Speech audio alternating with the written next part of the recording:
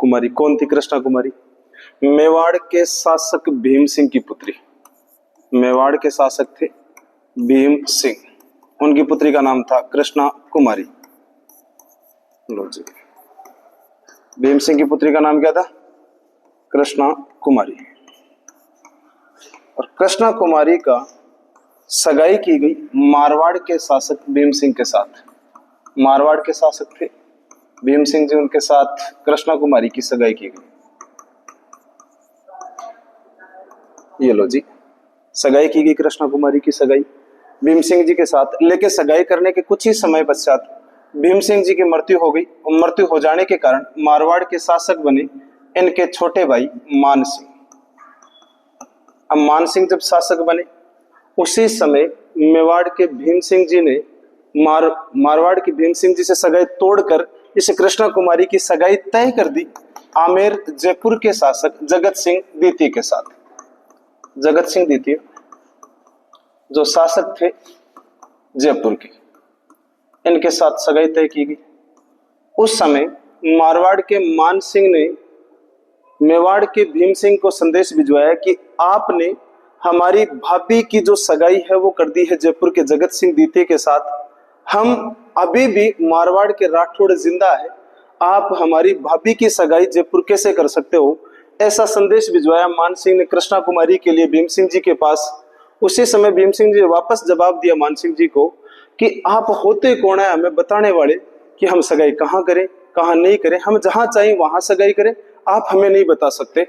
इसलिए मान सिंह जी को थोड़ा गुस्सा आया और मान सिंह जी को गुस्सा आने के कारण मान सिंह जी ने पुनः मैसेज करवाया जगत सिंह द्वितीय को और जगत सिंह द्वितीय को कहा कि आप जो आपकी सगाई की गई मेवाड़ वो तोड़ दीजिए।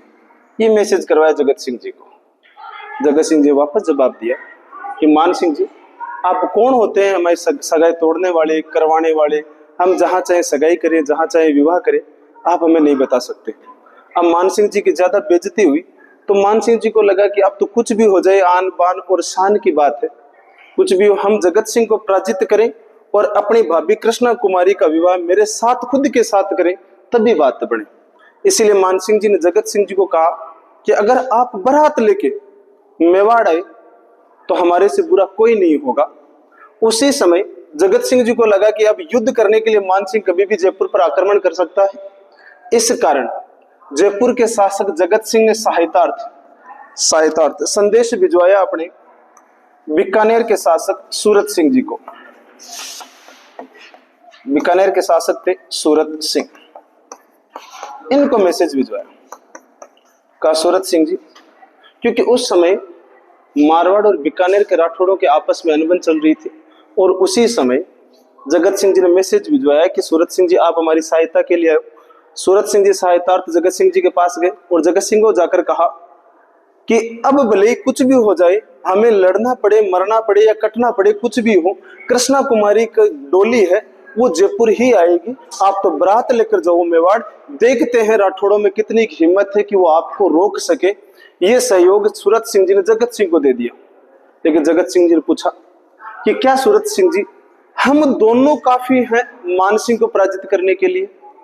तो सूरत सिंह जी ने कहा मैं जानता हूं जोधपुर के मारवाड़ के राठौड़ों को, वो थोड़े शक्तिशाली हैं, इसलिए एक काम करो जगत सिंह जी, मैं एक व्यक्ति को जानता हूं, एक टोंक का नवाब है और टोंक का नवाब का नाम है अमीर खां पिंडारी। और एक काम करो, आप अमीर खां पिंडारी को कॉल करो या मैसेज भिजवाओ और अपनी सहायतार्थ मांगो कि हमारी सहायता अगर अमीर खां पिंडारी कर दे तो मारवाड़ के राठौड़ों की इतनी हिम्मत नहीं कि हमें पराजित कर सके। अब अमीर खां पिंडारी का सहयोग लिया जगत सिंह जी ने और जगत सिंह जी ने सहयोग लिया, इधर सूरत सिंह जी भी जगत सिंह जी के साथ है।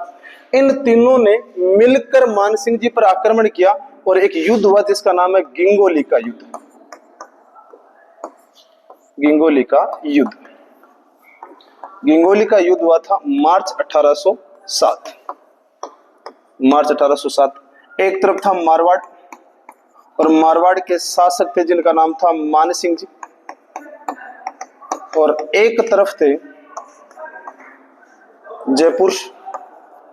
जयपुर के जगत सिंह और जगत सिंह द्वितीय, और दूसरे थे बीकानेर के शासक सूरत सिंह जी। और उसी समय टोंक का नवाब आया है जिसका नाम है अमीर खां पिंडारी। ये तीनों एक साथ, ये तीनों ने संयुक्त सेनाएं लेकर गए गंगोली की रणभूमि में, और इस रणभूमि में जाकर पराजित करते हैं मान सिंह को, और जीत हुई है। जयपुर, बीकानेर और टोंक की विजय हुई। और इस युद्ध को जीतने के पश्चात जयपुर के शासक ने अमीर खां पिंडारी को बुलाया और कहा, बताओ पिंडारी, कृष्णा कुमारी की डोली कहाँ आएगी? तो अमीर खां पिंडारी ने कहा, कृष्णा कुमारी की डोली जयपुर आएगी, किसी की हिम्मत नहीं है कि इस डोली को कोई रोक सके।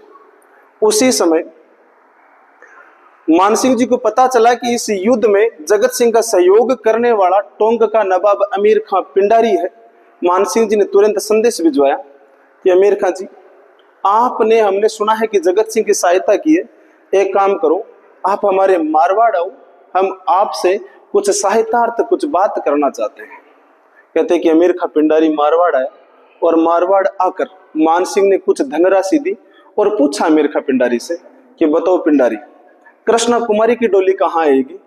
तो अमीर खां पिंडारी ने पैसों के लालच में कहा कि कुछ भी हो जाए, कृष्णा कुमारी की डोली आएगी मारवाड़। अब तो कोई हिम्मत नहीं है किसी की कोई रोक सके। पैसे लेकर अमीर खां पिंडारी पुनः टोंक लौट गया।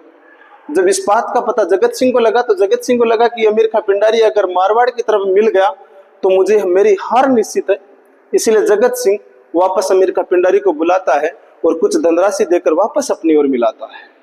ये खूब पैसे खाता है। जब पता चलता है वापस मान सिंह जी को, तो मान सिंह जी से पैसे लेता है। लेकिन उसी समय मान सिंह जी के एक गुरु हैं जिनका नाम है आयस देवनाथ। आयस देवनाथ जी मान सिंह जी के गुरु हैं, जिन्होंने आशीर्वाद दिया था मान सिंह जी को शासक बनने का। मान सिंह जी के साथ ही रहते हैं मेहरानगढ़ दुर्ग में। मान सिंह जी ने आयस देवनाथ को पूछा कि क्या मैं अमीर खां पिंडारी को और पैसे दे दूं? तो उसी समय आयस देवनाथ ने मना कर दिया कि अमीर खां पिंडारी को कोई पैसे मत देना, अगर तू पैसे देगा तो अमीर खां पिंडारी तुझे धोखा दे देगा। का कोई नहीं, मान सिंह जी ने पैसे देने से मना कर दिया अमीर खां पिंडारी को, और अमीर खां पिंडारी को डायरेक्ट कहा कि अब तो कुछ भी हो जाए अमीर खां पिंडारी, मैं आक्रमण करूंगा सीधा जयपुर पर, जयपुर को पराजित करूंगा और जगत सिंह को मारकर कृष्णा कुमारी को मारवाड़ की वापस दुल्हन बनाऊंगा। ये बात पता चलती है अमीर खां पिंडारी को। तो अमीर खां पिंडारी को लगता है कि अब और भयंकर युद्ध होगा, मान सिंह आक्रमण करेगा जगत सिंह पर, और साथ में ये घोषणा करवाता है मान सिंह कि मैं अगला आक्रमण मेवाड़ पर करूंगा, इस भीम सिंह जी को पराजित करूंगा और कृष्णा कुमारी को लेकर आऊंगा। तो अमीर खां पिंडारी ने सोचा कि कुछ भी हो जाए, अब मेवाड़ को बचाना है, और मेवाड़ को बचाने के लिए अमीर खां पिंडारी तुरंत आते हैं मेवाड़, और मेवाड़ आकर भीम सिंह जी के सेनापति को कहते हैं कि अगला आक्रमण मान सिंह जी का मेवाड़ पर होगा, आपको अगर मेवाड़ बचा सकते हो तो बचा लो, अन्यथा आप मेवाड़ में आक्रमण के लिए तैयार रहो।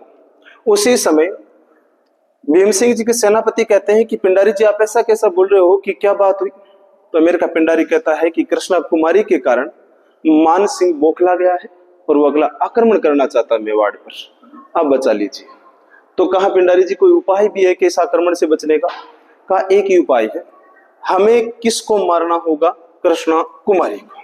अगर कृष्णा कुमारी को अगर मार दे अपन, तो ना मेवाड़ पर आक्रमण होगा, ना युद्ध करना पड़े।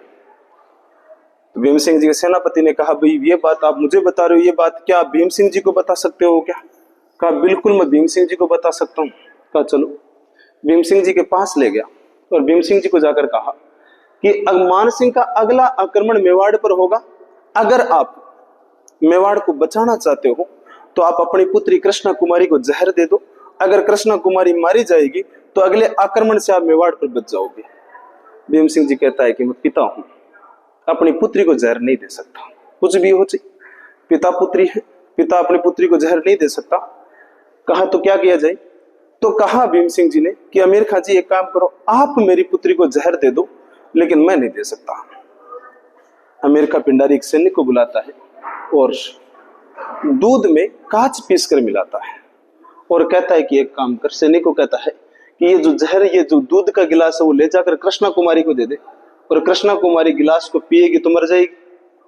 वो सैनिक दूध का गिलास ले जाता और कृष्णा कुमारी को देता है। कृष्णा कुमारी को पता है कि इस दूध के गिलास में कांच पीसकर जहर मिलाया गया है, फिर भी कृष्णा कुमारी हंसते हंसते पी जाती है ये गिलास, लेकिन पीने के बाद उसको तुरंत उल्टी होती है, इस कारण जहर असर नहीं करता।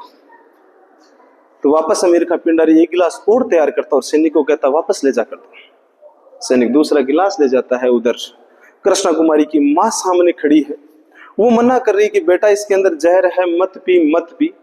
लेकिन बेटी कहती है मां मुझे पता है इसके अंदर जहर है, मुझे पीना होगा क्योंकि मेरे मान सम्मान कुल और मेरे पिता की आज इज्जत की बात आई है। अगर मैं इज्जत के लिए मेरे प्राणों का बलिदान भी देना पड़ा तो मैं बलिदान दे दूंगी। हंसते हंसते वह कृष्णा कुमारी उस जहर से भरे इस दूध के गिलास को पीती है और अपने प्राणों का बलिदान देती है। एक पुत्री है जो समाज कुल और अपने पिता की इज्जत के लिए उस समय भी जहर पी जाया करती थी और आज भी अपने पिता और मान कुल सम्मान के लिए जहर पी जाया करती है। इसी प्रकार कृष्णा कुमारी विवाद समाप्त हुआ है। धन्यवाद। अब सलाम।